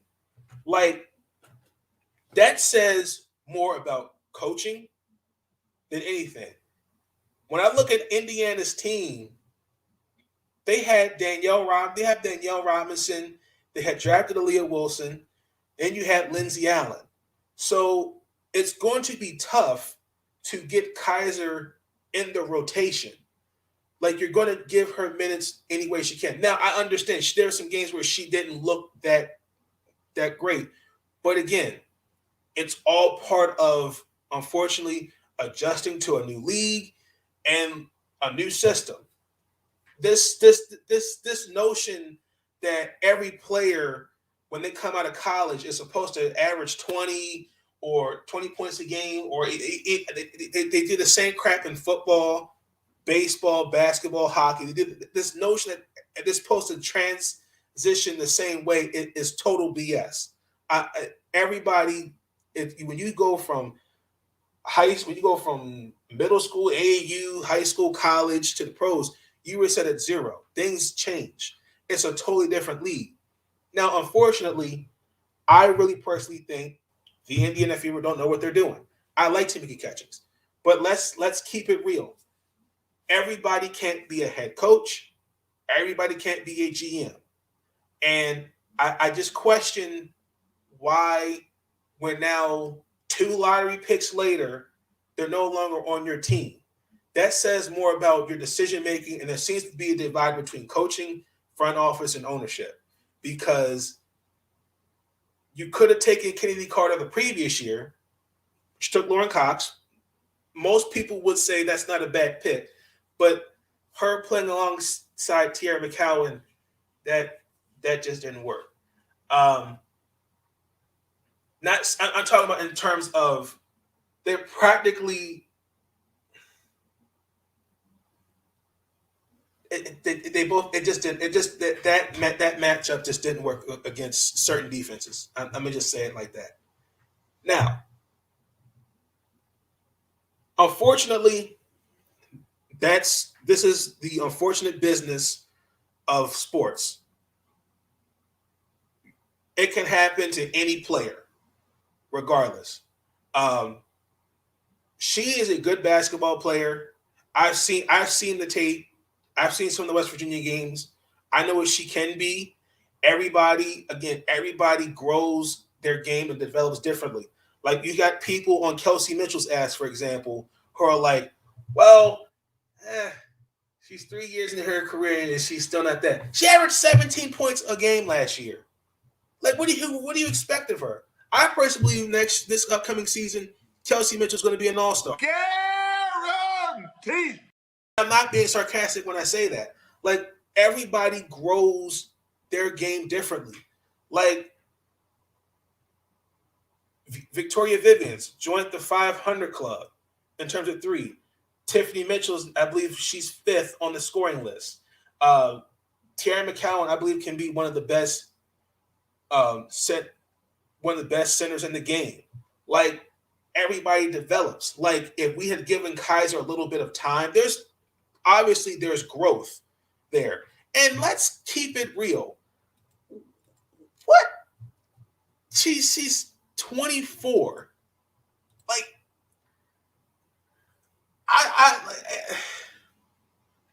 again, everyone just grows and matures their games at different rates. I think obviously things will get better with Kysre. And me personally, she will be on the WNBA team because I feel like I just feel like there's just certain situations where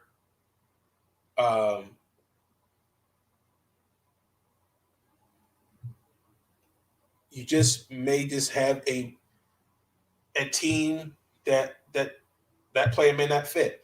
Now, we don't know what really happened. For all I know is her camp could have went to them and said, I don't think it's going to work here. Don't know that. But again, I'm not going to ignore the team that drafted her.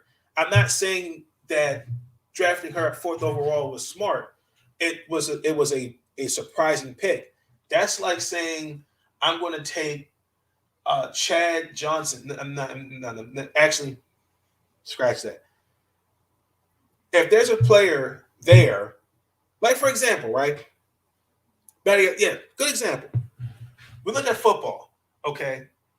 Like the Cleveland Browns are a good example of this. If you look, and I actually may play this clip at the end to kind of prove my point, because there's certain players that you passed up on, but you went with a certain player. Now, I'm not saying Kysre Gondrezick is a bust. I think she's going to. I believe she can contribute to a WNBA roster for sure. Not denying that, but I'm not going to ignore that a team drafted 2 lottery picks and they're gone after 1 year. That says about coaching, that says about management, and that says a lot about Indiana as a whole. They have got to hit on this draft. Now, my personal opinion, they're going to either trade that pick or they're going to take Nia Colden with the 2nd overall pick. Guaranteed. Either that, because whether let's just accept this, Ryan Howard or Nalasia Smith will be the number 1 overall pick. Guaranteed. So the Indiana Fever got some work to do. Me personally, if I'm the Washington Mystics, and I talked about the Mystics, if I'm Coach T, I would take a shot at her. Because I think, again, everybody just grows differently. And who knows? For all I know, Kysre Gondrezick can come off the bench and average 15 points and shoot 60% from 3. We don't know that. But I think, I thought what was really kind of weird, what's interesting in this video, that the past, that her past was brought up. I understand, the taking a personal leave at Michigan and obviously transferring to West Virginia. And then unfortunately last year she lost her father, former NBA player Grant Gondrezick. But I think it's really ignorant that we have people, whether it's on this platform or any other social media, telling other people how to deal with certain things. That's not how the world works. Everybody is not the same person. Everybody deals with different stuff in their lives differently. This notion that you can just pick yourself, like you can just act like nothing happened when something that you've experienced in your life, you're supposed to just pick yourself up and act like nothing happened. That's total BS. I mean, the girl lost her father. I mean, everybody grieves with death differently. Kevin Love came out and talked about mental health. DeMar DeRozan. There are players that deal with different things differently. We all deal with stuff differently. But I think it was really weird to me that we're saying, oh, we understand what happened. Let's stop making excuses for her. And she needs to just accept the fact and move on from that. That's ignorant. Everybody, like, if we can't respect that, what does that say about us as a society about when it comes to mental health? Because we talk about this stuff all the time. Your mental health comes first. Make sure you take care of yourself. All these different things. Now, all of a sudden, well, you're an athlete. You're this, particularly with athletes. And I've noticed this with athletes. There's just this notion, you get paid a certain amount of money. What do you have to be sad for? Like, are we serious? Like, that's the kind of approach we're going with now, ladies and gentlemen. We got to be better with that. Come on.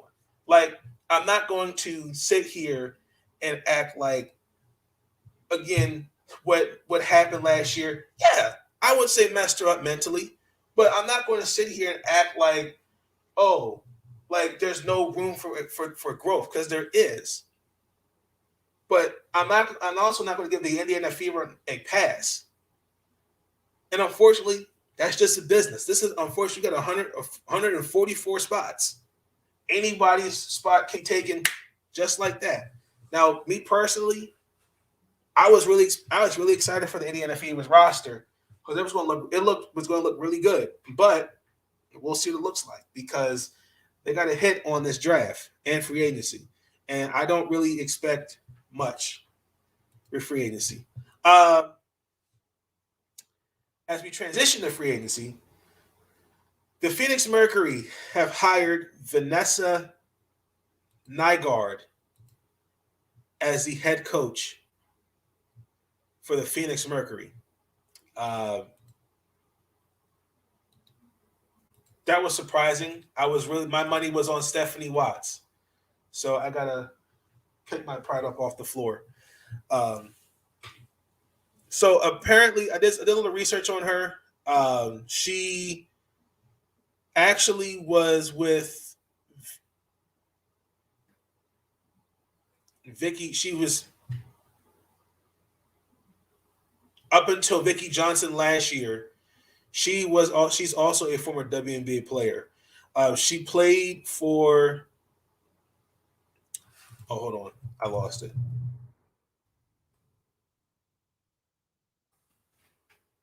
She was with the Bill Lamar coaching staff. She was drafted in the fourth round, the 98 draft. She did not play the 98 and 99 season due to injuries. She was with the Portland Fire, then the Miami Soul. She played for the Rockers, Sting, and the Sparks. Also, she played with the Comets. Her best year was 02, where she averaged 8 points, 4 rebounds a game. She was at California State. That's where she began her career as an assistant coach. She also was named as an assistant coach for the San Antonio Silver Stars. She also was with USA Basketball under 16 and under 17 championship, and she was a part of Bill Laimbeer's coaching staff last year. So the Bill Laimbeer tree is growing in the WNBA. So congratulations. The Seattle staff, they hired Ebony Hoffman and Pokey Chapman as assistants. I like that, Noel Quinn. That's a nice little staff. I'm glad to see Pokey Chapman's back in the league, because how Indiana dealt with that, firing her, I thought that was just wrong. Because also, let me get off that. So that was pretty good. The Seattle Storm.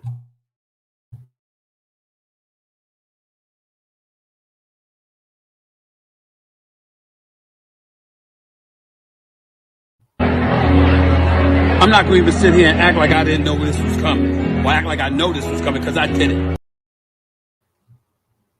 She was being offered by the New York Liberty. She had a meeting with the Liberty, and Chris Haynes had the scoop. And on Twitter, all hell broke loose, and we're all sitting there going like,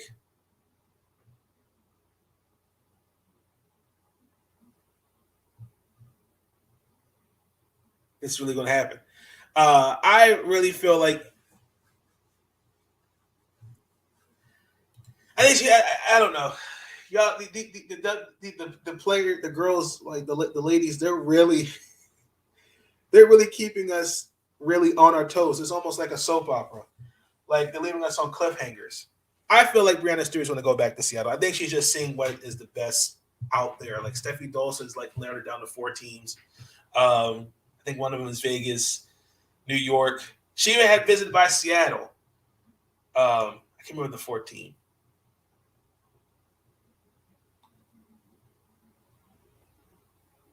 I don't remember off the top of my head. I know it's 4 teams. Taya Cooper, she signed the qualifying offer, so she's staying for another year. It's a qualifying offer. Am I saying that right? Yes, I am. Hold on.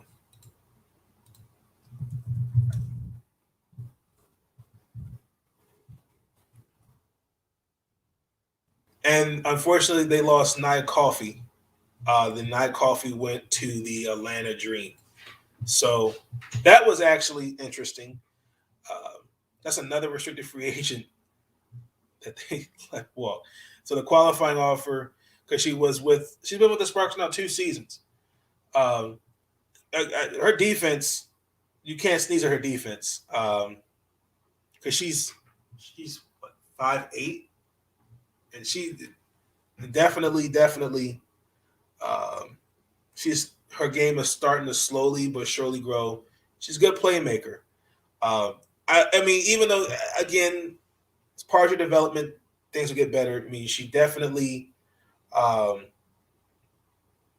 from where she was her rookie year to her second year, her more points, rebounds, blocks, and then she's almost played like 36 minutes. Have played as she's gotten better. There's really a lot of growth. So Taya Cooper next year, Defensive Player of the Year. Let's get it. Guaranteed. Defensive. That's one of my Defensive Players of the Year. What else is happening?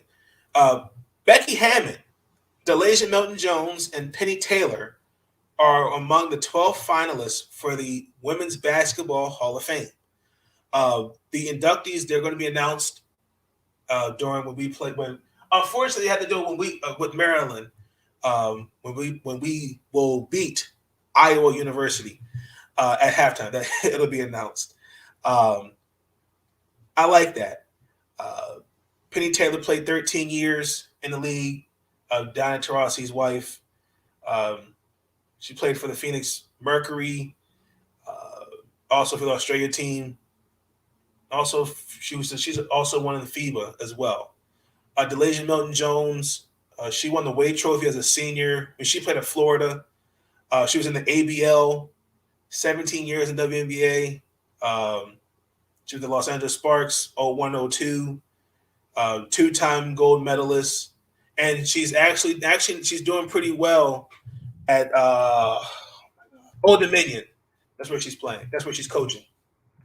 They actually play who do they play? I want to say it's the like some team in North Texas, something like that. Shout out to her because they're actually playing pretty well. So shout out to De'Lasia Milton-Jones, and then Becky Hammond, of course, New York Liberty, San Antonio Stars. She even played for Russia in the Olympics. So assistant coach for the San Antonio Spurs. And her first year as a head coach for the Las Vegas Aces.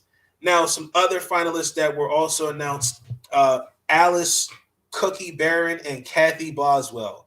I had to do my research on these two. Miss Barron played for the Wayland Baptist Flying Queens. That was a team in Texas.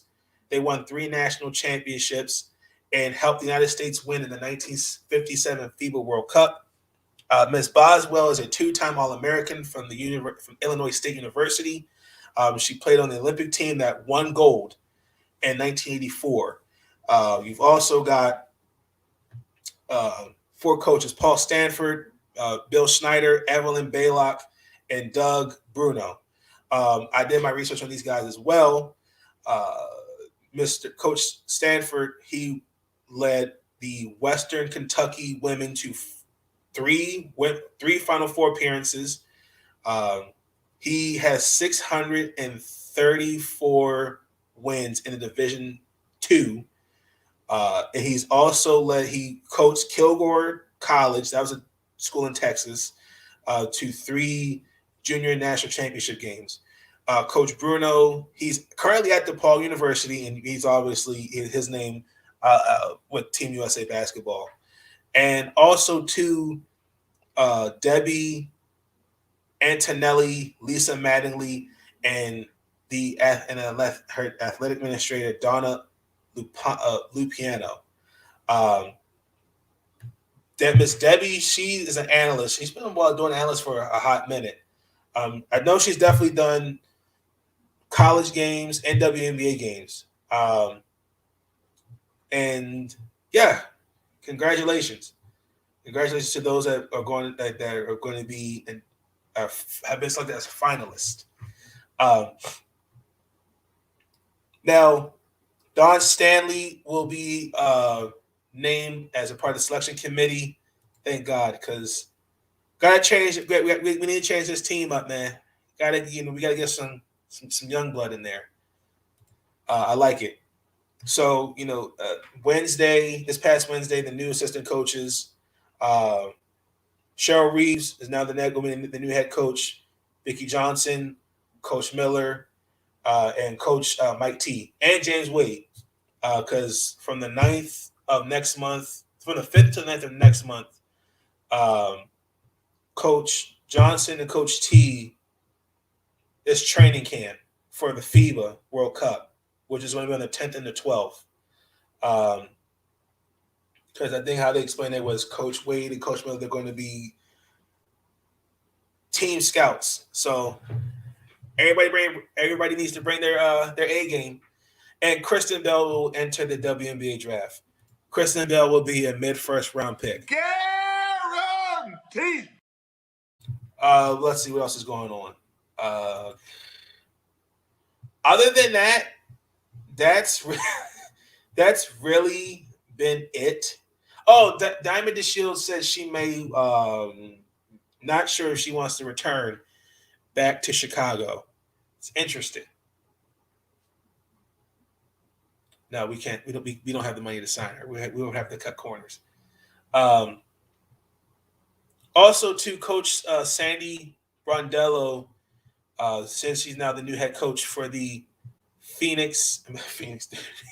New York Liberty.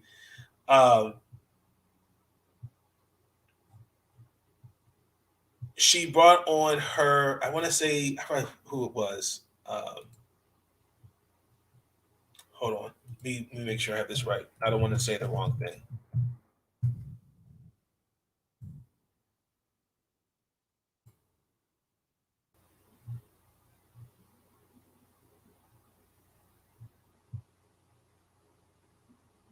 Oh wow, hold on. Because it says she hired somebody as their coach. Or maybe I'm crazy. Okay, maybe I'm crazy. I know it said that she hired her an assistant. And also to the WNBA Players Association, they hinted at the expansion. You fly to Nashville, Toronto, and the Bay Area. Just for the record, we already have there's 12 teams and pushed the expansion to 15. The current cities is Utah, Chicago, Uncasaville, Dallas. I've never heard of that. Dallas, Indy, Vegas, LA, Minneapolis, New York, Phoenix, Seattle, and obviously the nation's capital. Look, I'm all for it, but we got some other issues that need to be addressed.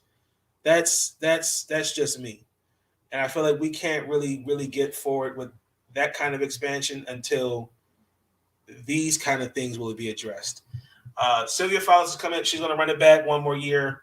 At least I got to give a shout out to B. Terrell. He talked about it. He called it, her coming back. They don't really need to make any really moves, Minnesota. So that's one down. Lachey Clarendon, we'll see what happens with her. I'm trying to figure out if they'll find somebody to hold the fort down until Nafisa Collier comes back. Because I don't know if I feel like they're not going to rush her back. We'll see. I don't expect that. So, so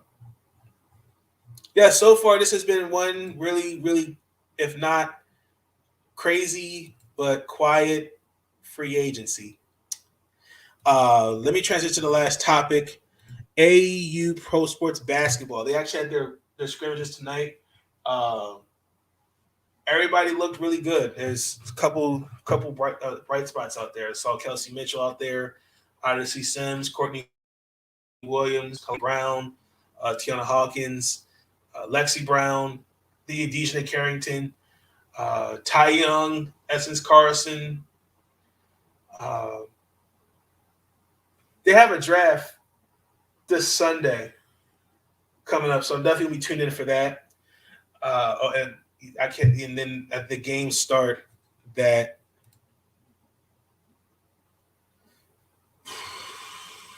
Wednesday, so I'll be tuned in for that. But it says it's going to be on TV and YouTube. They streamed the scrimmages on TikTok, so I got an opportunity to see that. Also, I got to give a quick shout out to some of the women that were down there. Christina Williams from Girl Talk Sports TV. Oh my gosh, let me make sure I said that right, or Christina's going to kill me.